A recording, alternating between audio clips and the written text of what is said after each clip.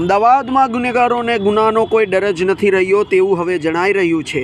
સાથે સાથે પત્રકાર પણ હવે સુરક્ષિત નથી રહ્યા। એક પત્રકાર પોતાના નિત્યક્રમ મુજબ રિવરફ્રન્ટ પરથી પસાર થાય છે અને હુમલાખોરો દ્વારા તેમના ઉપર હુમલો કરવામાં આવે છે। જી હા, એક સાપ્તાહિક સમાચારમાં કાર્યકર્તા પત્રકાર મનીષ શાહ પર કરવામાં આવ્યો છે હુમલો।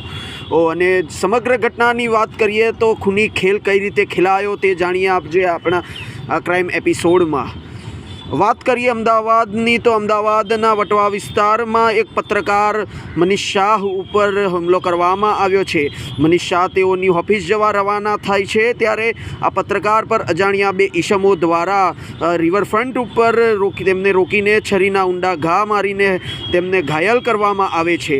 જી હા, ત્યારબાદ આસપાસના લોકો દ્વારા સારવાર અર્થે હોસ્પિટલ તો ખસેડવામાં આવે છે, પરંતુ તારીખ 4 જૂનના રોજ સારવાર દરમિયાન મનીષ શાહનું મોત નીપજે છે।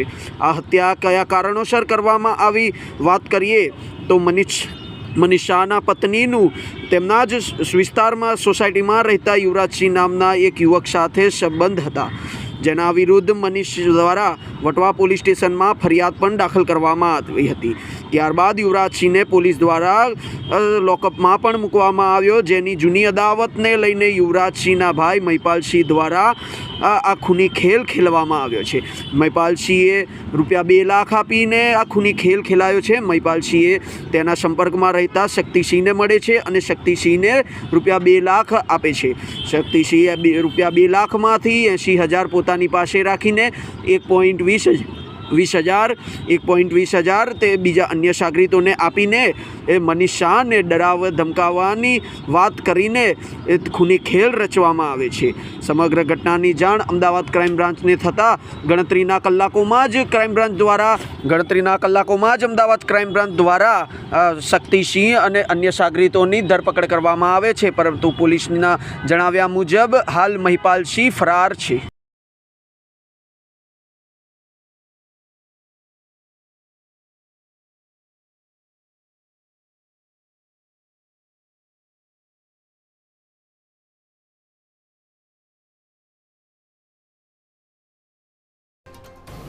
ગઈ તારીખ 1 જૂને 1/6/2024ના રોજ મનીષભાઈ શાહ છે, જે વ્યવસાય પત્રકાર છે, તેઓ એમની મોટરસાઇકલ લઈને રિવરફ્રન્ટ ઈસ્ટ તરફથી જતા હતા।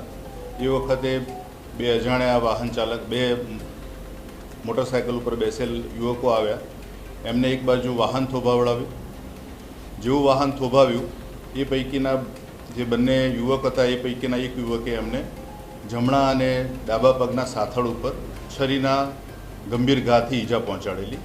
ત્યારબાદ મનીષભાઈને સિવિલ હોસ્પિટલ ખાતે સારવારમાં લઈ જવામાં આવેલા અને એમને આ બનાવ અંગેની ફરિયાદ રિવરફ્રન્ટ ઈસ્ટ પોલીસ સ્ટેશનમાં નોંધવામાં આવેલી। આ ફરિયાદ નોંધાયા બાદ અને એમની સારવાર દરમિયાન આ મનીષભાઈનું મૃત્યુ થયેલું ઈજાના કારણે। ગુનાની ગંભીરતાને ધ્યાને રાખી પોલીસ કમિશનરશ્રી દ્વારા આ ગુનાની તપાસ ક્રાઇમ બ્રાન્ચને સોંપવામાં આવેલી અને ક્રાઇમ બ્રાન્ચ ખાતે પોલીસ ઇન્સ્પેક્ટર વી.બી. આલ દ્વારા આ ગુનાની તપાસ હાથ ધરાઈ રહેલી છે। આ ગુનાની તપાસમાં જ્યારે ઈજા કરનાર, હુમલો કરનાર વ્યક્તિઓની કોઈ ઓળખ નહોતી, એટલે મનીષભાઈના રહેણાંક વિસ્તારમાં પણ તપાસ કરવામાં આવી, એમના સંપર્કોની પણ તપાસ કરવામાં આવી અને એ તપાસ દરમિયાન જાણવા મળ્યું કે મનીષભાઈને એમના રહેણાંક વિસ્તારમાં, એ જે સોસાયટીમાં વટવા ખાતે રહેતા હતા, ત્યાં પણ ઘણા બધા લોકો સાથે એમને અણબનાવ હતો। એ પૈકીનો એક જે વધારે ધ્યાને ખેંચે એવી બાબત હતી કે એક યુવરાજસિંહ કરીને એક વ્યક્તિ છે, જેના વિરુદ્ધ વટવા પોલીસ સ્ટેશન ખાતે 2021માં 376 મુજબનો ગુનો મનીષભાઈની પત્નીએ નોંધાવેલો હતો અને એ ગુનાની વિગત મુજબ એમને યુવરાજસિંહ સાથે લગ્નેતર સંબંધ હોવાને કારણે મનીષભાઈ સતત એમની વચ્ચે ઝઘડા થતા હતા। એમના ઉપર ધ્યાન કેન્દ્રિત કરતા વાત સામે આવી કે યુવરાજસિંહને તો જ્યારે જામીન મળ્યા એ 376ના કેસમાં, ત્યારે એમને વટવા પોલીસની હદમાં પ્રવેશવું નહીં એ પ્રકારે નામદાર કોર્ટે હુકમ કરેલો હતો, જેથી એમના ભાઈની પૂછપરછ હાથ ધરવામાં આવતા જાણવા મળેલું કે આ મહિપાલસિંહ જે છે એના વિરુદ્ધ પણ મૃતક મનીષભાઈએ ફરિયાદ નોંધાવેલી છે। અને એ લોકો વચ્ચે સતત અણબનાવ રહેલા હતા અને એમની પૂછપરછમાં ખબર પડી કે વારંવાર ઝઘડા થવાના કારણે એણે નક્કી કર્યું હતું કે મનીષભાઈને કોઈ પાઠ ભણાવવો. એટલે એમણે નક્કી કર્યું કે એમને કોઈ નાની મોટી સરખી ઈજા પહોંચાડવાથી જો ડરી જાય તો આ પ્રકારની પ્રવૃત્તિ બંધ કરે. અને એમણે જે મહિપાલસિંહ એમના પરિચિત છે, એક શક્તિસિંહ ચૌહાણ જે સાણંદના છે, એમની સાથે વાત કરી કે આ રીતે એક વ્યક્તિના હાથ પગ તોડાઈ નાખવાના છે અને એ પ્રમાણેનું એમણે 2 લાખ રૂપિયાની સોપારી આપી.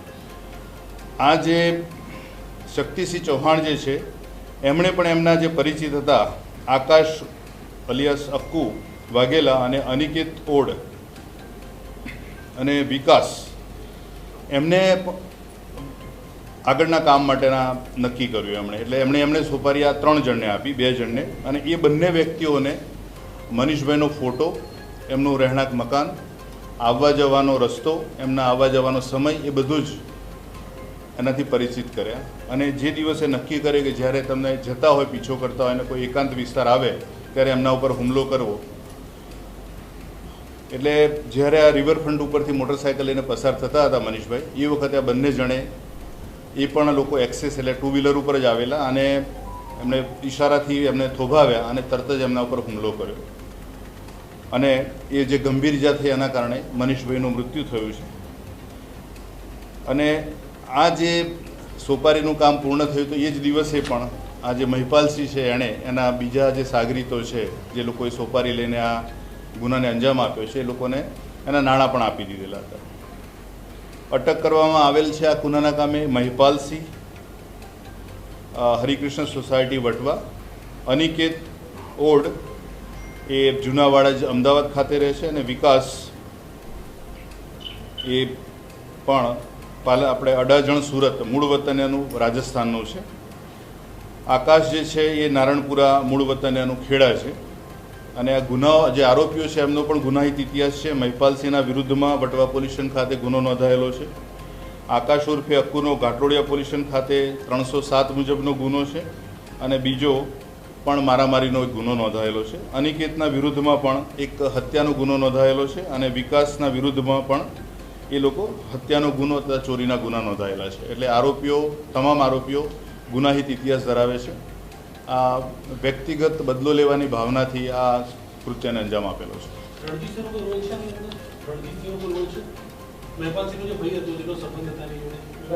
યુવરાજસિંહ તો બહાર છે અને વટવા પોલીસ સ્ટેશનમાં એને પ્રવેશવાનો હદ છે, એનો અત્યાર સુધી કોઈ રોલ આવ્યો નથી.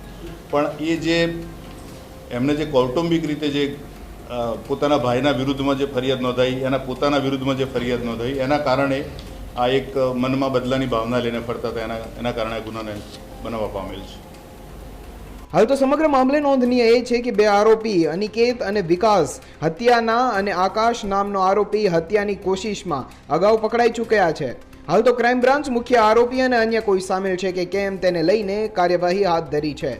અમદાવાદથી અતુલ તિવારીનો અહેવાલ, ગુજરાત તક.